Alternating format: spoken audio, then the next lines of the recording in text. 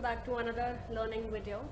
In my today's video lecture, we're going to look at Delhi University's 2020 M.A English Entrance question paper. We've solved a lot of important questions from Delhi University's 2019, from 2020, from JNU's 2019, from JNU's 2020, a lot of important questions from all these central and state universities. All the links are provided in the description box given below. Another important note, to join our M.A English Entrance classes, you may call us at 88650288865 or log on to finlandacademy.com for any information related to our course program. Alright, so let's look at our first question from Delhi University's 2020 M.A English Entrance question paper. So this is how it's going to look like, okay? It says, question is based on the following passage. I'm going to go slow. Read the passage and answer the following question. Let's read the passage together. It says, critical discourse analysis is a way of thinking about text, talk, and visual imagery that is sensitive to the relationship between discourse and our beliefs about ourselves, other people, relationships, and things that surround us. It is committed to exposing social and political unfairness. In this context, then, critical means being interested in uncovering the role of discourse in the creation, description, and solution of social problems, the acquisition and use of power, and the justifications provided for change or the maintenance of the status quo.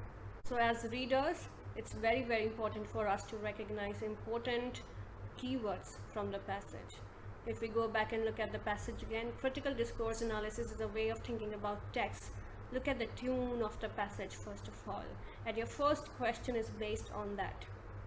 This passage can be classified as, this first question is based on the passage that we just read.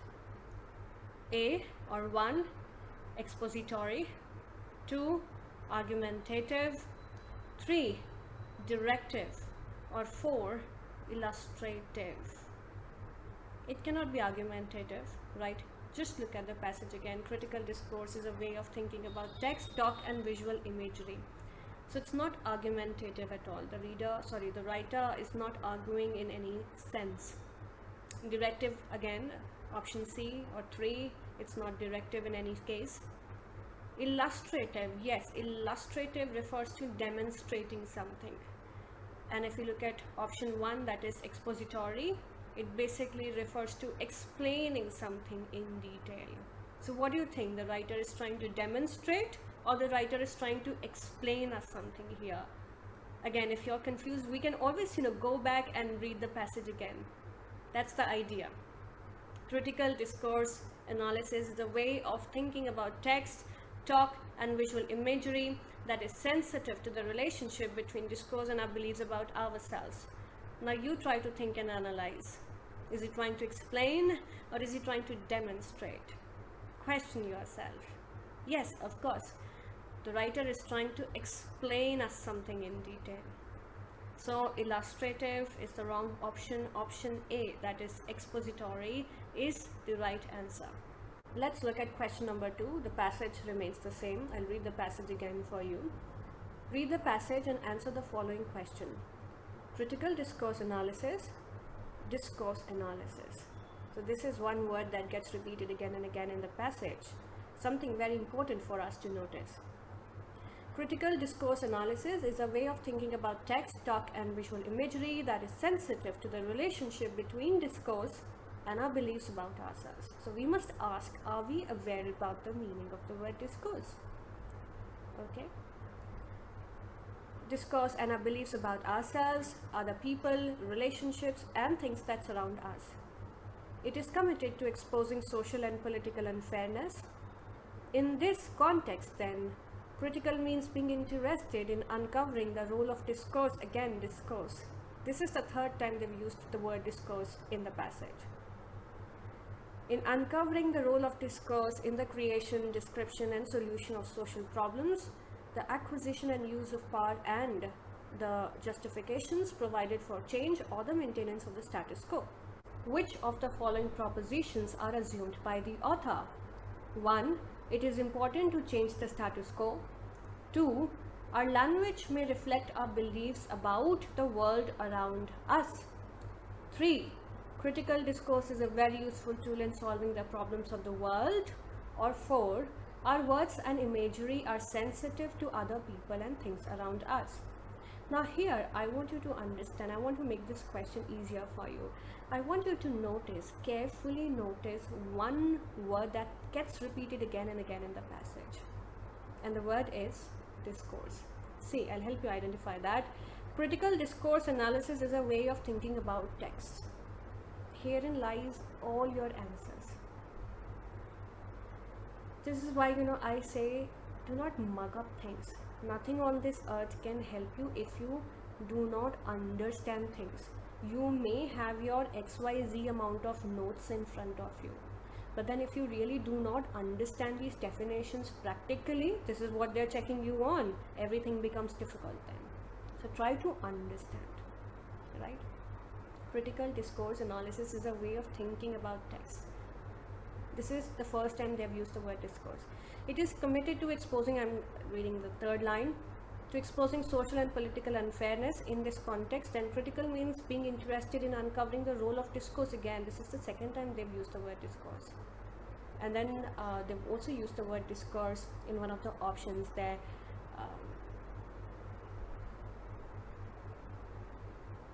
Option 3, critical discourse is a very useful tool in solving the problems of the world. Time and again they're using the word discourse. Here there should be one thing that must click in our minds. What is that? The word discourse. What is the meaning of the word discourse? I'll help you understand that firstly. Now discourse, the term basically refers to how language systems create a subject, or how subjects are constructed through systems of language. Pay attention to that. How subjects are constructed through systems of language. Let me give you an easy example. If I say, Indian girls are decent, American girls are indecent, or Indian girls behave appropriately, Indian girls do not wear short skirts. So what do? What is the subject here? Indian girls. And I create my own systems of language, that they are decent, they do not wear short skirts, they do not laugh loudly. These are Indian girls for us. And if you do not behave like that, then you are not an appropriate, proper Indian girl, according to society's conventions, right? So let's keep one word. I'll give you a very easy example, because I feel in contemporary times everyone today is aware of the word feminism. I don't even need to explain that, right? Now if we keep feminism in our minds, at the back of our heads, let's read the passage again. Critical discourse analysis is a way of thinking about text, talk and visual imagery that is sensitive to the relationship between discourse. Just explain with the term discourse. How subjects are constructed through systems of language, between discourse and beliefs about ourselves. Beliefs about, I gave you the example of feminism, beliefs about women, the oppression, the suppression that they face in the society, other people, relationships and things that surround us. It is committed to exposing. So feminism is committed to, please substitute, feminism is committed to exposing social and political unfairness. Line number 3, in this context then, critical means being interested in uncovering the role of discourse. So critical means being interested in unmasking the role of discourse, unmasking the role of language, and how subjects are constructed around it, how women are perceived in our society. If we continue with our example of feminism, interested in then unmasking the role of discourse, unmasking the role of language. Example, Indian girls are not decent if they do this and that. Indian girls are decent if they wear salwar kameez or if they wear sari. Indian girls are not supposed to laugh loudly. Indian girls are supposed to get married at a certain age. Yeah. So, unmasking, uncovering the role of discourse. You understand that? This is what the writer here wants us to understand. Simply, if you understand the term discourse, you understand what's there in the passage. And then, of course, solving the thing or solving the question here becomes easier for us. Okay, it's interesting. Okay, there's nothing difficult about it. It's really easy if you understand what these terms actually stand for, and if you're able to use them practically in your daily lives, then it's all very easy. Literature is really, really interesting like that if you understand that. Okay, so which of the following propositions are assumed by the author? It is important to change the status quo. Good, it is important. We acknowledge that. If we look at option 3, critical discourse is a very useful tool in solving the problems of the world. Yes, it is a useful tool. We acknowledge that also. Our words and imagery are sensitive to other people and things around us. Good, they are sensitive to other people and things around us. But then if we go back and look at option 2, our language may reflect our beliefs about the world around us. Our language, that is systems of discourse, systems of language, and the subjects that are constructed around it may reflect our beliefs about the world around us, how we perceive things around us, how we perceive women around us, or the notions of womanhood around us, if we want to continue maybe with the example of feminism that we just took. So our language may reflect our beliefs. So the moment you say Indian girls are indecent if they do this and that, that reflects your beliefs about the world that you are trying to perceive in your head, right? But then if you are neutral about it, or if you understand how contemporary women function altogether, or how contemporary feminism, even feminism, has changed a lot in the right sense, not saying feminism of any kind, but feminism used in the right sense, when it functions in the right way, and it is needed in a lot of ways, in a lot of places, but in the right sense. Again, I'll repeat that. So our language may reflect our beliefs about the world around us. So here the term discourse, that is how the systems of language function, and they create, and how they actually create subjects or construct subjects around it. Okay, so that is happening all through the use of language. So this is how option 2, that is how your language, how your use of language reflects your belief, and hence the discourse.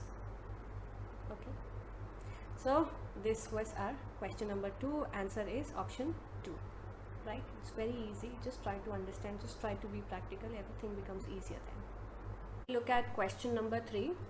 Again, this question is based on the same passage, but then again I'll try to read it for you.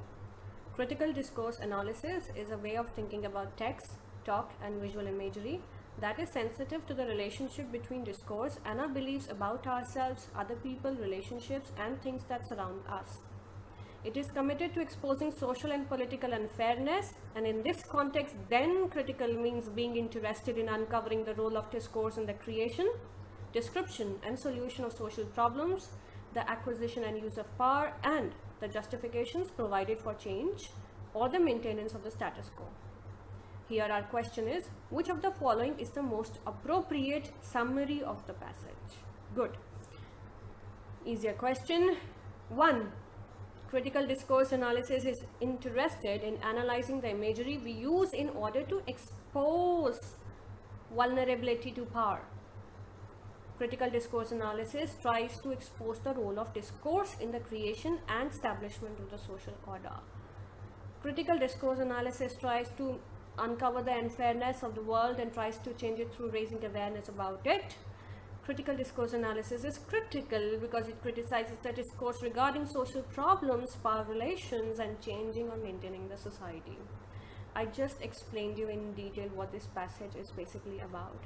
And even if you want a direct answer, you can go back and read this line number 3. It is committed to exposing social and political unfairness.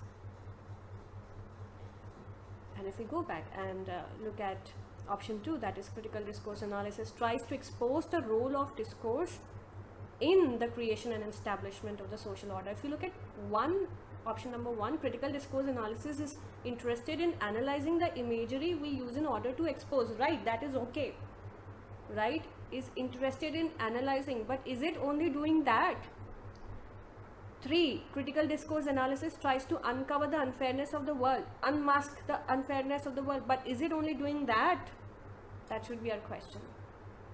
Critical discourse analysis is critical, that of course it is critical, but then what more? But then if we go back to option 2, critical discourse analysis tries to expose the role of discourse. This was an added thing. This is what I just explained you. This entire passage rests on the idea of discourse. And what was discourse? How systems of language construct the subjects. How subjects are constructed through systems of language, through various systems of language. That also works according to the society's conventions and social orders. So critical discourse analysis tries to expose tries to expose, number 1, the role of discourse, how systems of language function in the creation and establishment of the social order. Most appropriate option. So option number 2 is the right answer. So we wind up our today's video here. Thank you so much for joining us. All the other links related to M.A English Entrance question papers are provided in the description box given below. We'll see you soon in our next video. Take care till then and stay safe. Stay very, very safe. Thank you.